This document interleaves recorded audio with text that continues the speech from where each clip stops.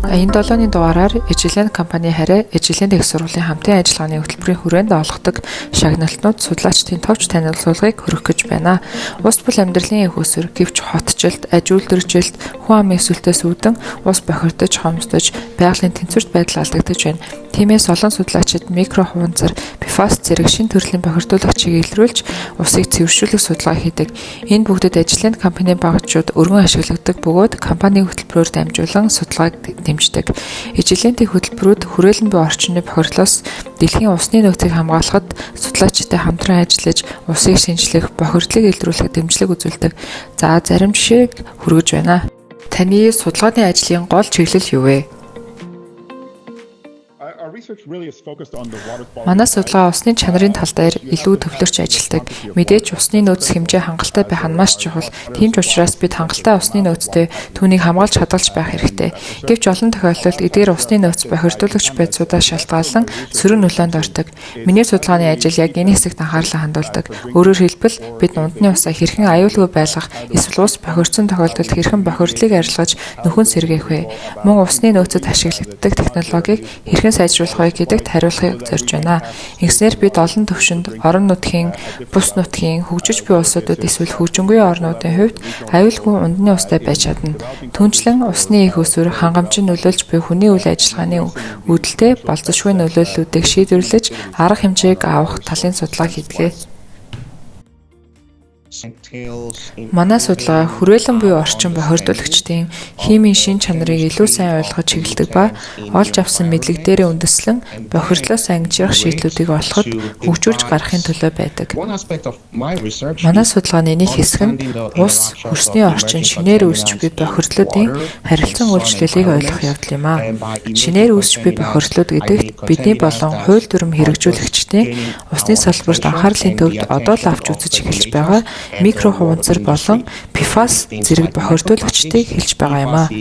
PFAS нь пир болон полифлороалкил хангилалт хамаарах химийн нэгдлүүдийн товчилсон нэр бөгөөд эдгээр PFAS байцууд хүрээлэн буй орчинд хэрхэн тархаж нөлөөлж байгааг нарийн судалж хангалттай мэдлэг хуримтлуулах замаар эдгээр шинэ нөхцөл байдалд тохирсон тогтвортой шийдлүүдийг боловсруулахыг зордгоо. Манай судалгааны баг шинээр үүсч буй бохирдуулагч байцуудын хүрээлэн буй орчинд хэрхэн хувирч өөрчлөгдөж шилжилт хөдөлгөөн хийж байгаа болон тэдгээрийн эрсдлийн үнэлгээ хийх чиглэлээр голлон анхаарлаа хандуулж судалгаа явуулж байгаа.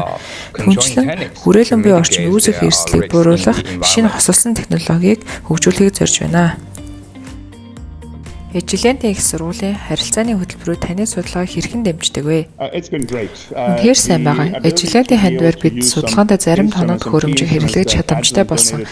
Хамгийн чухал тоног төхөөрөмжүүдийг нэрвэлвэл ICP-MS болон LC-MS тоног төхөөрөмжүүдийг Agilent компани манай судалгааны багт бэлгэлсэн. Эдгээр тоног төхөөрөмжийн тусламжтайгаар бид шинээр үүсэж буй бохирдуулагчдыг маш бага концентрацтойгоор илрүүлэх боломжтой бөгөөд ингэснээр бохирдуулагчид байгааг тодорхойлох боломжтой болдог. Хэрэг бид цэвэрлэх, нөхөн сэргээх арга хэмжээг авч байгаа бол хэр бүтээмжтэйгээр усны их усүр усан хангамжуудыг бохирдлоос цэвэрлэж чадаж байгаагаа үнэлэх боломжтой.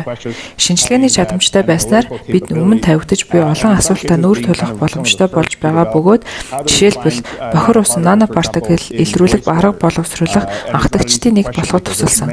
Манай бохир ус нь маш олон бохирдуулагчид байдаг. Тэгэхээр бидний олж буй агуулмж үнэхээр бодит байгаа эсэхийг яаж баталгаажуулах вэ? Эсвэл одоо бид PFAS болон бусад бохирдуулагчтай ажиллаж байгаа нөхцөл тэдгэрийг хөрсөндөх үлдэгдэлд хэрхэн илрүүлэх вэ? Энийг хийхэд амар асуудал биш хэдий ч эдгээр төхөөрөмжүүд бидэнд үүнийг хийх боломжийг олгож байна. Agilent Dot Leader шагнал нь зарим тоног төхөөрөмжтэй хамт ирсэн бөгөөд доктор Артуро Келлер ICP-MS болон LC-MS буюу 3 шатлалт quadruple MS бүхий LC төхөөрөмжийг авсан.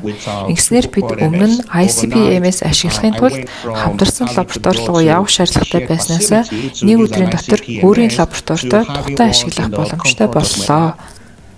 Ижлэнтэй UR хөтөлбөрийг хэрэгжүүлснээс хойш бид ижлэнтэй санхүүжилт авч эхэлсэн. Бас техник технологи хөрөмжийн туслалцаатайгаар эдгээр шинээр үүсэж буй химийн бохирдлуудын хүрээлэн буй орчин хэрхэн хувирж өөрчлөгдөж байгаа болон тэдгээрийн шилжилт хөдөлгөөн зэргийг ойлгоход тусалсан.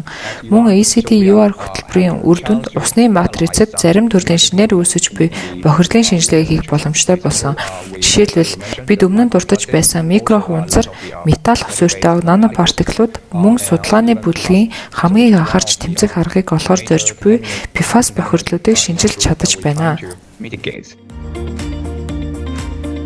Дэлхийн усны хангамжийг хүрээлэн буй орчны бохирдлоос хамгаалцгаая.